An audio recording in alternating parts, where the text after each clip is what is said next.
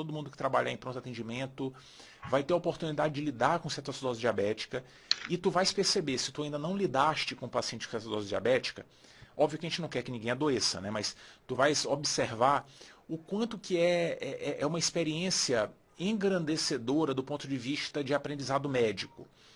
Veja, a gente não quer que ninguém adoeça, mas assim como o Covid, por exemplo, foi um cenário em que a gente teve que se submeter e pôde aprender muita coisa com o Covid, cetoacidose diabética é um momento de muita oportunidade de aprendizado. Quando a gente vê um caso, né, e é um caso que num plantão a gente faz muita diferença, sabe? Uma madrugada acordado lá do paciente com cetoacidose diabética, a gente faz muita diferença pensando, raciocinando, vendo o impacto das ações, né? E de fato é engrandecedor dentro do aprendizado. E a ideia é que nessa conversa, a gente consiga alinhar as mensagens cardinais da cetoacidose, mesmo que tu não tenhas tido a oportunidade de conviver com isso para valer, de assumir um caso, sabe? De ter o caso e dizer assim, eu tenho que resolver esse caso aqui de cetoacidose. Mesmo que tu não tenhas tido essa oportunidade, mesmo que tu não tenhas tido, tu precisas sentir prazer por entender cetoacidose.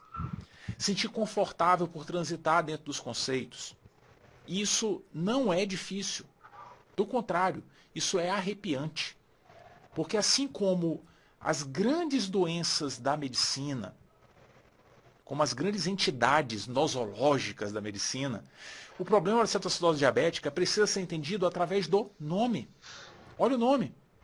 Cetoacidose diabética. Os indivíduos com cetoacidose diabética têm acidose metabólica causada por excesso de cetoácidos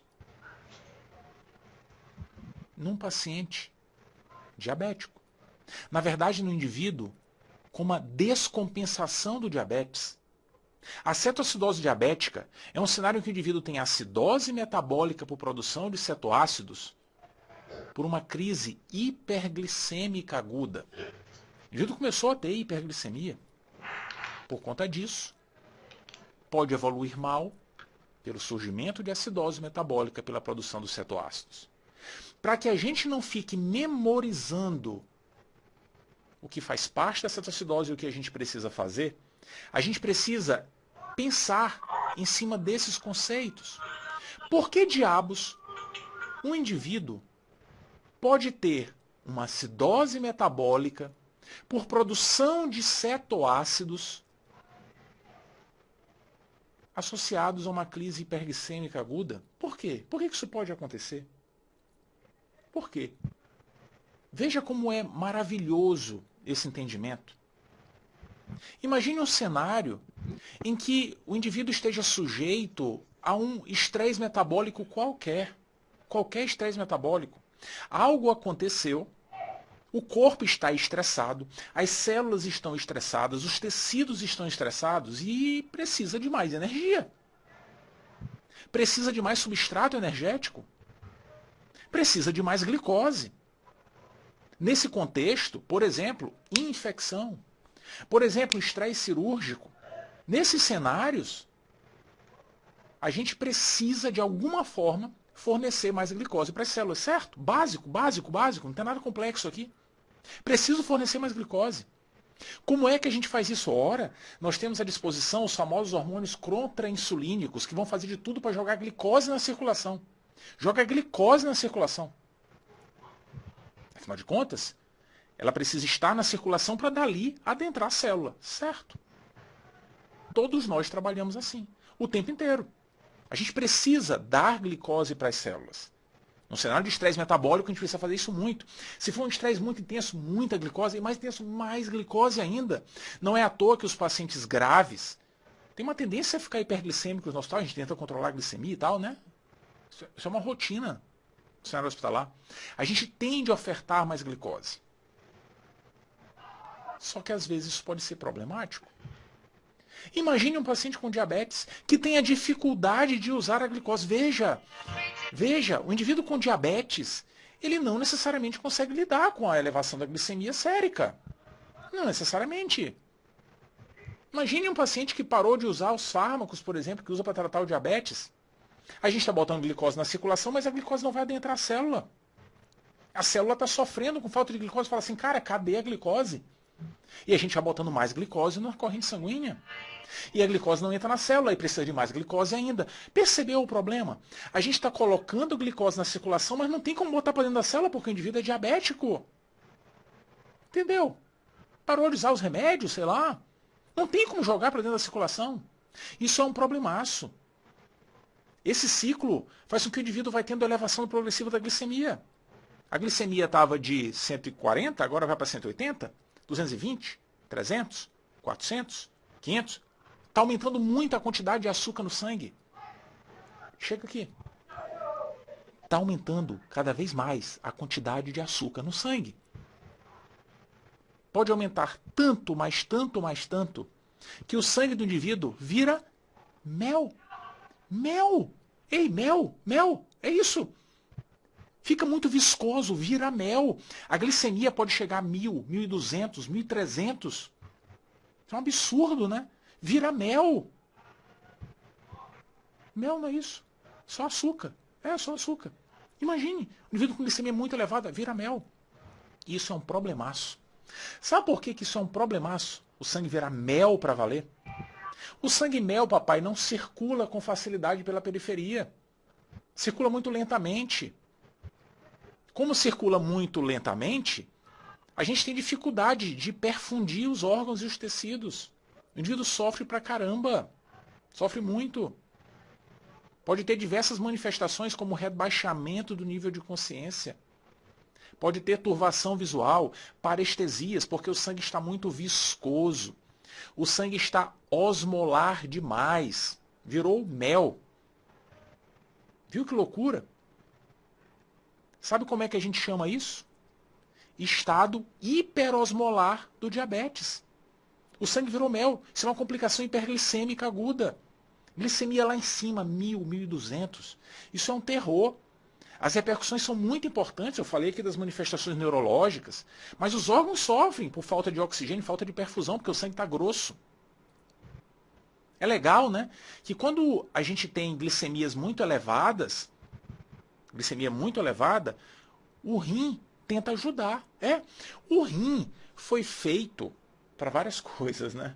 O nefro foi feito para várias coisas. Mas uma das coisas é para ajudar a gente a jogar excesso de glicose para fora, sabe? Mas não pode perder toda, né? Não pode.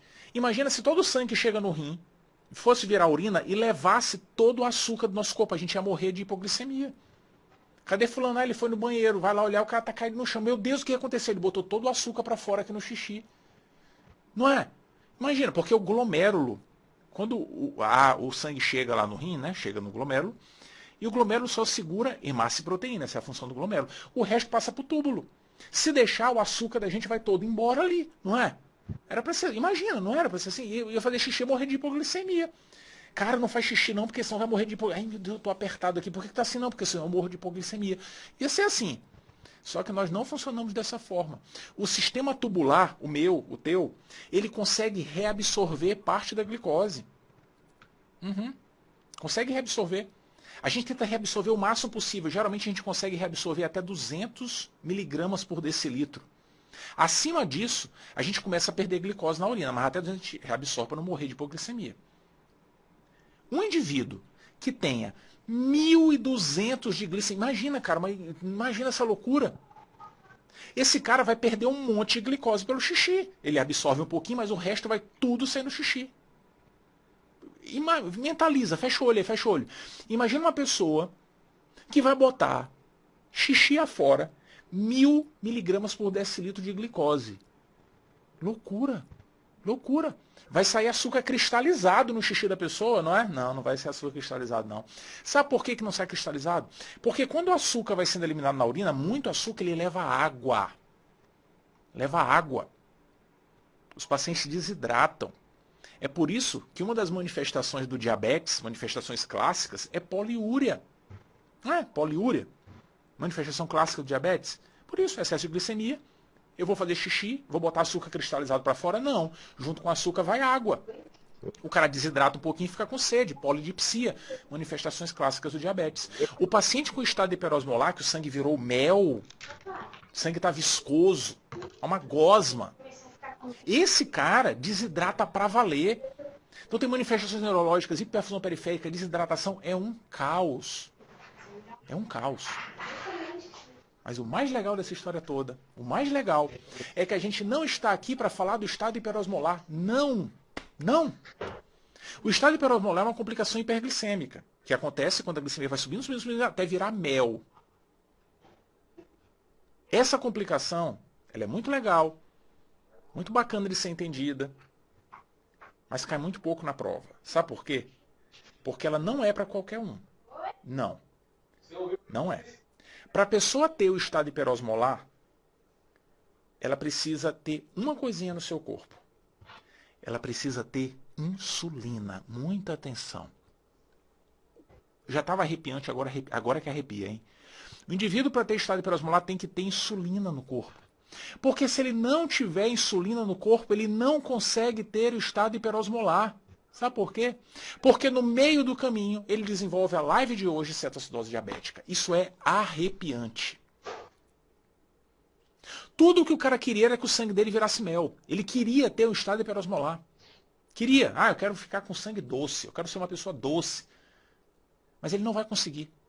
O fato de não ter insulina no corpo, o fato de não ter insulina, impede que ele chegue no nível de glicemia para ter o estado hiperosmolar. Naquele nível de 900, 1000, 1200, ele não vai conseguir. Sabe por quê? Volta a fita para o processo inicial dessa historinha toda. O indivíduo tem um estresse metabólico, está botando muito açúcar no sangue e tem que jogar o açúcar para dentro da célula, não é? Só que não está funcionando porque ele não está preparado para isso e tal. Olha que massa. A tendência é que a glicemia vá subindo, subindo, subindo, né? Tudo bem. Só que tem um detalhe. É que quando o indivíduo tem um pouquinho de insulina no corpo, quando ele tem um pouquinho de insulina ainda no corpo, um pouquinho de insulina que preste, ele ainda consegue usar um pouquinho de glicose, a célula tá bom, eu queria mais, mas tá bom, eu vou tocar a vida aqui. No entanto, se o indivíduo não tiver nada de insulina, não tem. Quem é que não tem insulina? Diabetes tipo 1. Não tem insulina. Por quê? Porque não tem. Não tem insulina. Se ele não tiver, papai, não entra uma gotinha de glicose na célula. Vai morrer, não vai? Pois é, não vai morrer não. Sabe por quê? Porque a gente ativa o metabolismo mitocondrial de gordura. Todos nós fazemos isso, a gente metaboliza um pouquinho de gordura, mas de leve. Quando a gente fica em jejum, em jejum, quando a gente fica em jejum, a gente começa a quebrar um pouquinho de gordura. A gente ativa o metabolismo mitocondrial de gordura. Mas quando a pessoa não tem nada de insulina, e a glicemia, a célula está precisando de açúcar, está precisando de energia. Está cheia de açúcar lá fora, mas ela não consegue usar porque não tem insulina. Para continuar viva, a célula ativa o metabolismo mitocondrial de gordura. A gordura do corpo vai ser transformada em ácido graxo, glicerol, ácido graxo, e lá na mitocôndria os ácidos graxos vão ser metabolizados para gerar energia, e dessa metabolização surgem os famosos cetoácidos, os corpos cetônicos. Os corpos cetônicos, acetoacetato, acetona, beta-hidroxibutirato, os corpos cetônicos são produtos do metabolismo dos ácidos graxos lá na mitocôndria. Isso acontece porque o cara não tem insulina, o glucagon está lá em cima, a insulina está lá embaixo, isso ativa o metabolismo mitocondrial. E não precisa memorizar que é pamiltoil, tal, que é malonil com enzima A redutase, não precisa memorizar o nome da enzima. O fato é que acelera o metabolismo de ácido graxo. Resolve o problema de energia do indivíduo? Não. Mas dá uma ajudinha. Dá uma ajudinha para continuar vivo, só que tem um problema. O problema, papai, o problema disso tudo, é que esses corpos cetônicos, ou cetoácidos, são ácidos. E o indivíduo começa a produzir muito para tentar gerar energia. Esses ácidos em excesso vão fazer com que o indivíduo desenvolva acidose metabólica, que pode ser muito grave. O cara queria virar sangue mel, mas antes disso ele vai desenvolver acidose metabólica. Veja, a vida não vai permitir que ele tenha o sangue mel. No meio do caminho aparece um outro problema. Quando a pessoa não tem insulina, no meio do caminho ela começa a produzir corpos cetônicos, cetoácidos, e para tudo. A partir dali, o indivíduo começa a ter outra doença, a cetoacidose diabética. Entendeu? O problema da cetoacidose diabética é que o indivíduo tem um estado hiperglicêmico agudo e ele não tem insulina. Ativa o metabolismo das gorduras, é muito ácido graxo sendo metabolizado na mitocôndria. Isso gera corpos cetônicos, acetoacetato, acetona, beta-hidroxibutirato. Esses corpos cetônicos promovem acidose metabólica potencialmente grave, que pode ferrar a vida do indivíduo. Ele não precisa ter glicemia de 1000, 1200, não. O problema pode surgir já com glicemias de 400, 500. No meio do caminho desenvolveu a acidose metabólica. É isso. Só por entender toda essa dinâmica, a gente consegue muito bem definir como é que a gente caracteriza um quadro de cetoacidose diabética. Não precisa fazer post-it, botar na frente do autor de estudo, não precisa. Botar no banheiro, não. Pense em outras coisas quando está no banheiro. Não fica fazendo, sabe, não tem necessidade. Como é que a gente define? É um paciente que tem um estado hiperglicêmico agudo, tá? Que desenvolveu acidose metabólica grave. Tá bom, beleza. Com formação de corpos cetônicos, não é? É, tá bom. Estado hiperglicêmico agudo, glicemia maior que 250. Que desenvolveu acidose metabólica, pH menor que 7,35. Com bicarbonato menor que 22, acidose metabólica. Por acúmulo de cetoácidos, por acúmulo de corpos cetônicos. A gente pode dosar isso no sangue, cetonemia. Pode identificar até na urina, cetonúria. O sangue é sempre muito melhor. Acumulou ácidos a mais no corpo, tem acidose metabólica. Por sinal, essa não é uma conversa específica sobre distúrbio ácido-base, mas lembrar que esse é um cenário que o indivíduo tem acidose metabólica com anion gap aumentado. Uma das causas de acidose metabólica com anion gap aumentado é porque está produzindo um ácido a mais no corpo. Um ânion não mensurável. É assim que a gente define cetoacidose. No livro, é assim. Os critérios são esses. Glicemia elevada, pH reduzido, bicarbonato reduzido, anion gap aumentado, com corpos cetônicos. É isso. Isso é cetoacidose. E se tu está pensando assim, até aí foi fácil, mas como é que eu vou identificar clinicamente? Fala sério, papai. Pelo amor de Deus, o cara tem acidose metabólica. Acidose, a célula não consegue funcionar, os tecidos estão ferradíssimos. O indivíduo pode ter disfunção orgânica variável, alteração sensorial. Ele não está nem com sangue grossão. Mas a acidose promove a alteração do estado mental. E essa hiperglicemia faz com que o cara se desidrate também. Desidrata para valer. Tipicamente, esses pacientes chegam com algum grau de alteração do estado mental. Chegam desidratados. Chegam taquipneicos com respiração de Kussmaul para tentar compensar a acidose metabólica, não é isso? Eu tenho acidose metabólica, o sistema respiratório tenta compensar o problema. Essa não é uma discussão de estudo ácido-base, hein? Essa é uma discussão de cetoacidose. A gente tem que partir do princípio que a gente já entende o estudo ácido-base. Para compensar a acidose metabólica, a gente hiperventila. Respiração de Kussmaul. E várias outras manifestações relacionadas ao estado de acidemia. Por exemplo, o paciente pode ter dor abdominal. Tem prova, por sinal, que gosta de explorar o diagnóstico diferencial com abdômen agudo. Ah, é um abdômen agudo, porque estava tendo vômitos, não sei o quê, dor abdominal. Respiração de Kussmaul, glicemia de 400 e tanto. O abdômen agudo, caramba, não bota centro cirúrgico não, papai. O tratamento é outro. É outro. Isso é cetoacidose diabética. Isso é cetoacidose. A gente tem que identificar com muita facilidade, por sinal, quem já viu casos de cetoacidose diabética, consegue às vezes identificar pelo cheiro, porque o paciente muitas vezes tem o hálito cetônico. Os corpos cetônicos sendo produzidos, associados à respiração de Kussmaul, ataque apneia, respirações profundas e tal, mas que o indivíduo elimine ácido. E a gente sente o cheiro que, para mim, eu, Fabrício, descrevo o cheiro. Para mim, aquele cheiro é um cheiro de flor azeda. É isso. Tudo dá toda a denominação para o cheiro. Para mim parece uma flor azeda. O que é uma flor azeda, Fabrício? Eu não sei, mas para mim, quando eu tento descrever aquele cheiro, para mim é isso, é flor azeda. O detalhe é que o hálito cetônico, Isso é legal. Ele não é específico de cetoacidose diabética, não, viu? Então, tem uns ninjas de pronto-socorro que falam assim, eu reconheço a distância, um hálito cetônico. Tá, você pode até reconhecer. Mas isso não quer dizer que o paciente tenha cetoacidose diabética. Não quer dizer que tenha. A gente, às vezes, pode sentir o hálito cetônico no nosso sobrinhozinho pequenininho, no nosso irmãozinho pequenininho. Criança que tem metabolismo muito acelerado, se ficar um período longo em jejum, por exemplo, durante a noite, na hora que acorda, às vezes tem hálito cetônico. Isso não quer dizer que tenha cetoacidose diabética, quer dizer que está produzindo corpos cetônicos que está metabolizando gordura. A gente pode sentir. A gente mesmo, se passar um período de jejum prolongado, a gente pode perceber o hálito cetônico. Cheiro de flor azeda. Não é mau hálito, é cheiro de flor azeda. Entendeu? Ah, meu amor, você está com mau hálito. Não, eu não estou com mau hálito. Eu estou com cheiro de flor, hálito de flor azeda, porque eu estou em jejum há muito tempo. É uma boa saída, né? Entendeu? E isso é cetoacidose. Pasme. De entender tudo isso, de entender toda essa parte arrepiante da cetoacidose diabética, a gente arremata o tratamento com muita facilidade. Muita facilidade. Caramba, o indivíduo tem um estado hiperglicêmico agudo com acidose metabólica exuberante. Como é que a gente trata isso? Se tu pensaste bicarbonato, tu estás ejetado da face da terra.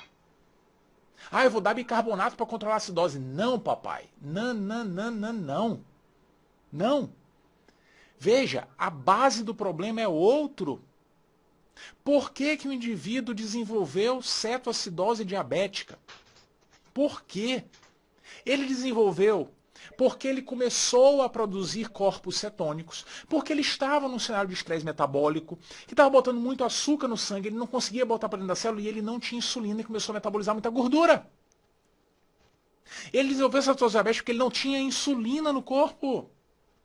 Ou seja, se o paciente com cetoacidose diabética for até a farmácia e falar, seu farmacêutico, eu aqui estou com cetoacidose diabética agora, me dê um remédio aí para tratar a cetoacidose. Qual é o remédio que o farmacêutico tem que dar para ele? Insulina. É a insulina que vai resolver tudo. É a insulina que se cair uma gotinha no sangue, epa, cheguei. Acabou, você não é casa de mãe Joana não. Mitocôndria, desliga essa jossa aí, para de metabolizar gordura, minha filha. Agora vai jogar glicose para dentro da célula. É isso, é insulina. Só que tem um pequeno detalhe. É insulina. Mas existe uma lei do universo que é superior à lei da medicina. De fato, a insulina é a base do tratamento da cetoacidose diabética. É a forma da gente salvar vidas na cetoacidose diabética. É a base. Mas tem um pequeno detalhe. É que acima dessa lei existe uma regrinha fundamental da vida. Chega aqui. Não se nega água a ninguém. A ninguém. O indivíduo com cetoacidose diabética está extremamente desidratado. Muito desidratado. Não pode negar água a ninguém. De jeito nenhum. Eu quero um print com a regra da vida. Não se nega água a ninguém. Por favor, faça esse print, porque isso vai ser importante para que a gente encadeie as mensagens e nunca mais se esqueça. Não se nega água. A primeira coisa a fazer diante de um paciente com cetoacidose diabética é hidratar para valer. Hidratação, com solução salina, cristalóide, sabe? Tem que hidratar muito. Só de hidratar o paciente, só de hidratar, a gente já melhora um pouquinho a acidemia. Melhora. Isso é fundamental. Uma vez tendo iniciado a hidratação, aí sim a gente vai considerar usar insulina. E aqui a insulina é na veia, hein? Em casos muito leves de cetoacidose, muito leves, muito brandos, a gente pode até usar outra via para dar insulina. Mas a regra é ter que dar insulina na veia. E aí tem um detalhe. Tem um detalhe importante que a gente precisa ter muita atenção antes de injetar insulina na veia. Insulina na veia pode ser problemático num paciente com cetoacidose diabética. Pode. Ou seja, além de dar água, a gente não se nega água a ninguém, antes da insulina, a gente precisa ter um pequeno cuidado. Cuidado com o potássio. Muito cuidado com o potássio. Por que cuidado com o potássio? Lembra que o paciente com cetoacidose diabética, com estado hiperglicêmico agudo, ele vai ao banheiro e a tendência dele era colocar açúcar cristalizado na urina. Ele ia fazer xixi, açúcar cristalizado, as pedrinhas, imagina as pedrinhas caindo né, no vaso, né? Ele ia lá para fazer isso, né? Era isso. Só que ele não vai fazer xixi com açúcar cristalizado. A gente nunca viu isso na vida. Vai levar muita água. Então, o indivíduo com cetoacidose diabética, com estado hiperglicêmico agudo, tem diurese osmótica.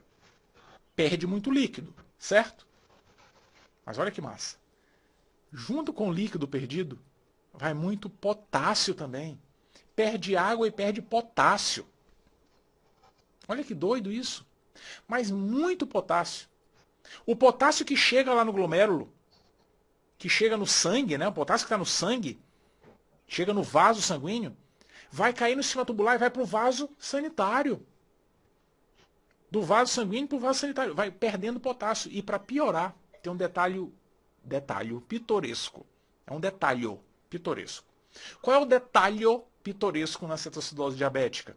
É que o estado de acidose faz com que o potássio do intracelular, potássio é um íon de dentro da célula, né? Olha que loucura. O potássio de dentro da célula vai para fora da célula, vai para dentro do vaso sanguíneo.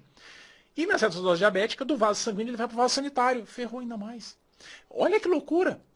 O potássio do vaso já estava indo para o vaso sanitário. Agora o potássio dentro da célula está indo para dentro do vaso sanguíneo, que vai para dentro do vaso sanitário. O potássio da pessoa vai todo embora. Não vai descarregar não, que eu preciso pegar esse potássio de volta. Entendeu?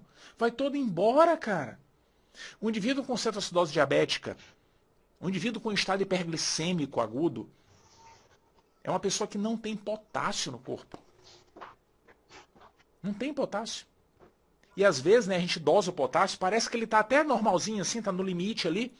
Mas não se engane. Não se engane. Aquilo ali é todo o potássio dentro da célula que foi dentro do vaso. Porque, grosso modo, aquela pessoa não tem potássio no corpo. E aí qual é o problema? É que a insulina joga o potássio para dentro da célula. Olha só que coisa. Essa pessoa tem pouco potássio no corpo. Na hora que a gente injetar insulina na veia dela, que a insulina estiver vindo em direção ao potássio, pula para dentro da célula. O potássio não fica mais dentro do vaso.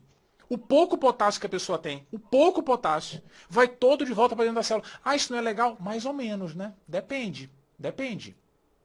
Não é legal porque aí o potássio não vai para o vaso sanitário? Depende. Porque pode ser que fique pouquíssimo potássio no vaso sanguíneo. E se ficar pouco potássio no vaso sanguíneo, o coração para. Arritmias graves. Conclusão.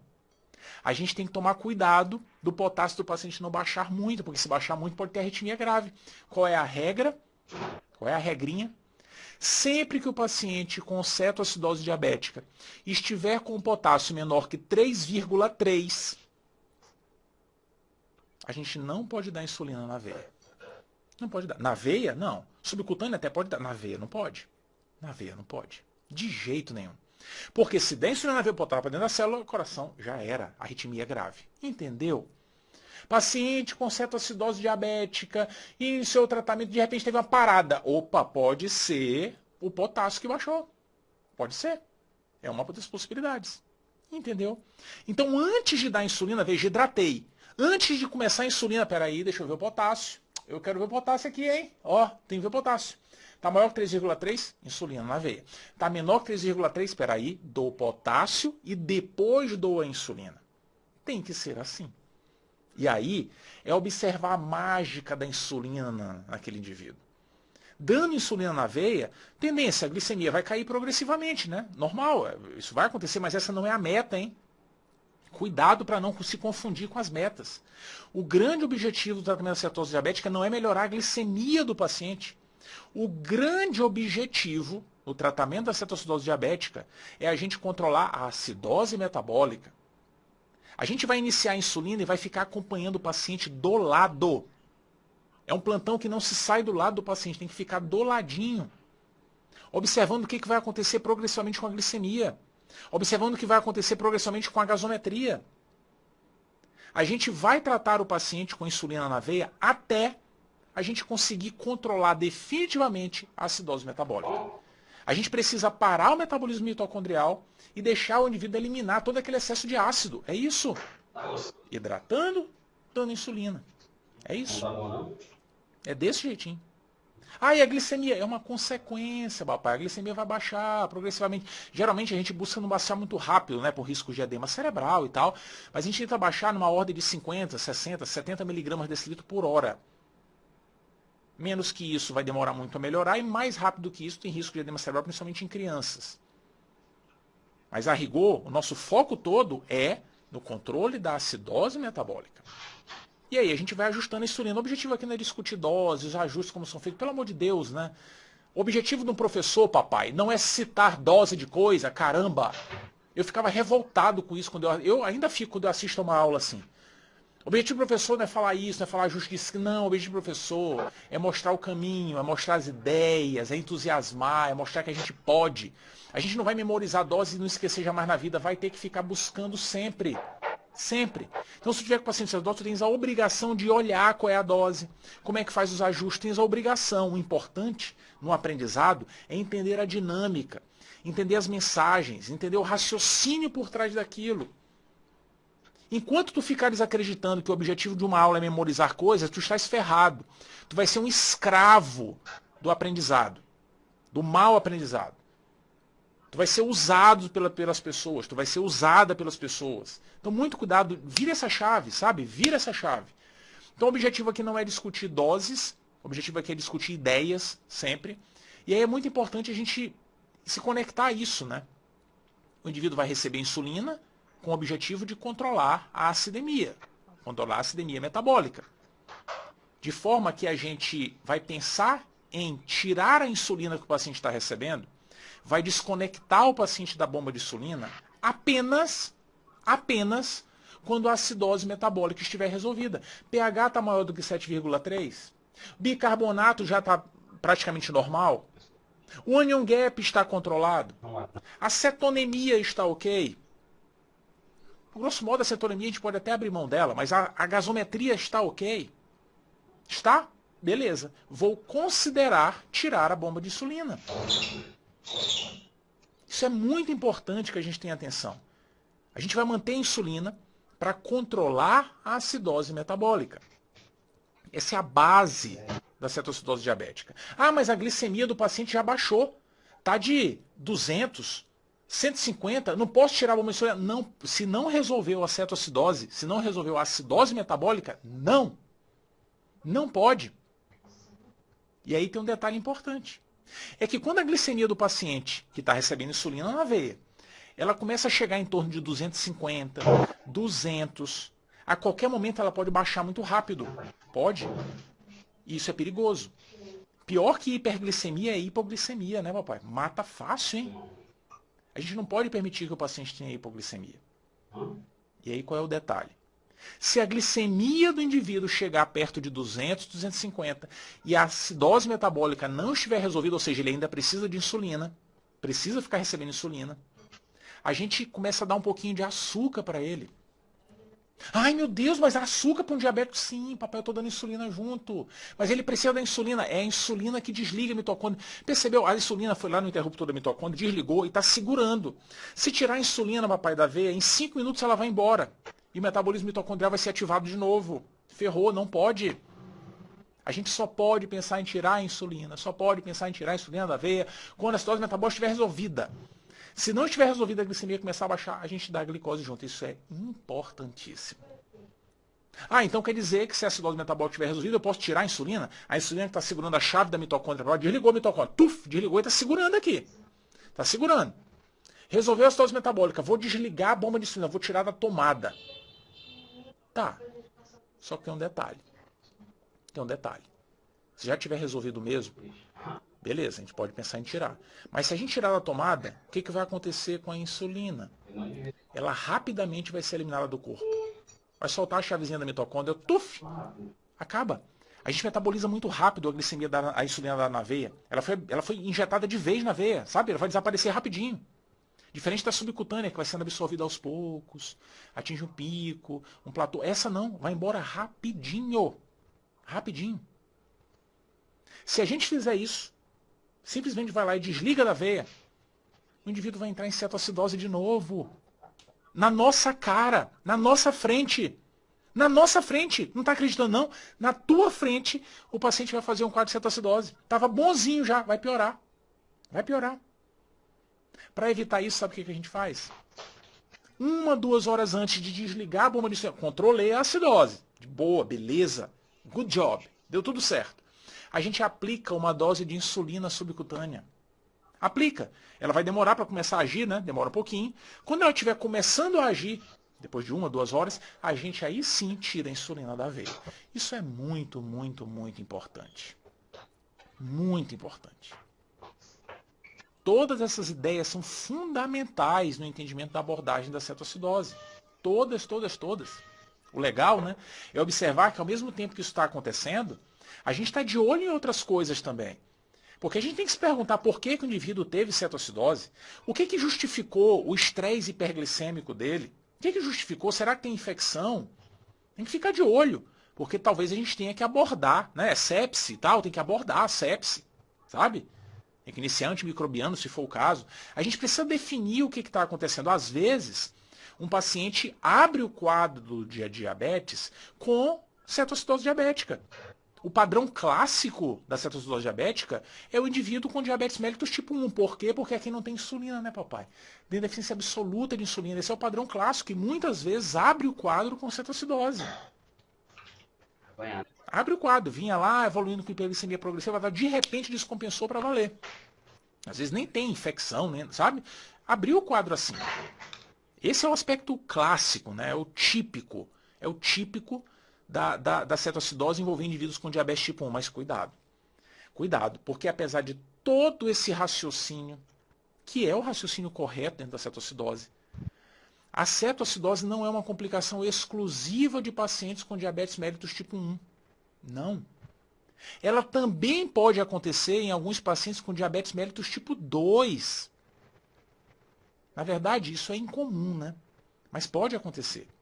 Se a gente estiver diante de um paciente com diabetes mellitus tipo 2, que tem um estresse metabólico tão intenso, mas tão intenso, mas tão intenso, que aquele pouquinho de insulina que ele tem passou a ser desprezível, é quase como se não tivesse, porque o estresse metabólico dele é absurdo, absurdo, absurdo, absurdo, pode existir um quadro de cetoacidose.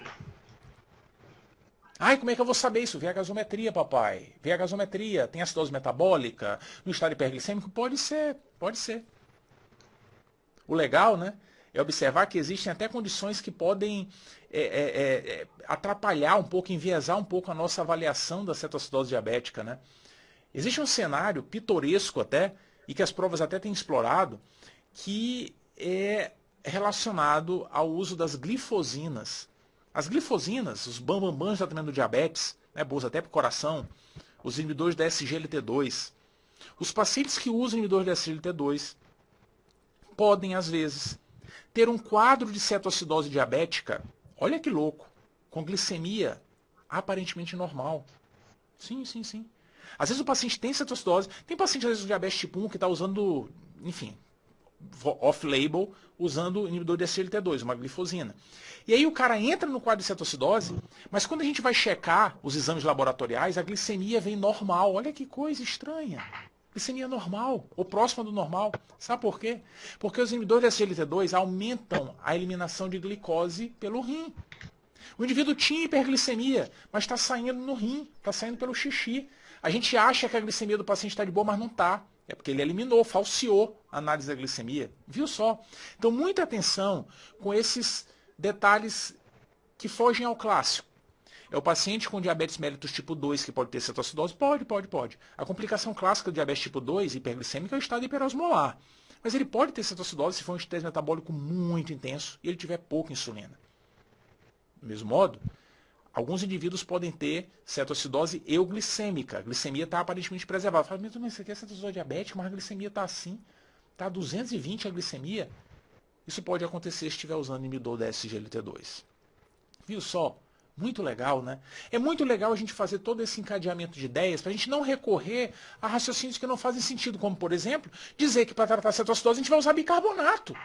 Fala sério, papai. De jeito nenhum. Na verdade, o bicarbonato é meio que um botãozinho vermelho na medicina. A gente considera usar bicarbonato em cenários extremos. Bicarbonato na veia, né? Extremos. Na cetoacidose, a gente até pode considerar em cenários extremos. geralmente, se a acidemia estiver muito, muito grave. Para a maioria dos grupos, a gente vai pensar na possibilidade de usar bicarbonato se o pH estiver muito, muito, muito baixo, menor que 6,9. Se não, papai, nem pensar. É insulina, hidratação, de olho nos eletrólitos, principalmente no potássio. Esse é o pensamento que a gente precisa exercitar dentro da cetoacidose diabética. Eu acho esse encadeamento de ideias arrepiante. Arrepiante. Cetoacidose é um tema muito legal e a gente precisa dominar com muita intensidade. Essa era a ideia da conversa de hoje. Essa era a ideia. Amanhã tem mais, viu? Amanhã tem IVAS. Cara, que coisa massa. IVAS é sensacional. Então amanhã, na véspera do feriadão, tem IVAS. E tu vais estar aqui acompanhando IVAS. Quero os prints. Manda os prints para mim. Manda os prints. E no print, bota lá. Regra básica da vida. Não se nega água a ninguém. Isso é importante para a gente não esquecer o alinhamento básico de todo o raciocínio na cetoacidose. Valeu? Muito, muito, muito obrigado pela companhia, pela parceria de sempre, sempre, sempre. Vamos em frente. Vamos em frente. Tem muita coisa para acontecer nesse ano ainda. Valeu? Ó, beijo. Tchau, tchau, tchau, tchau, tchau. E vamos em frente. Tchau, tchau.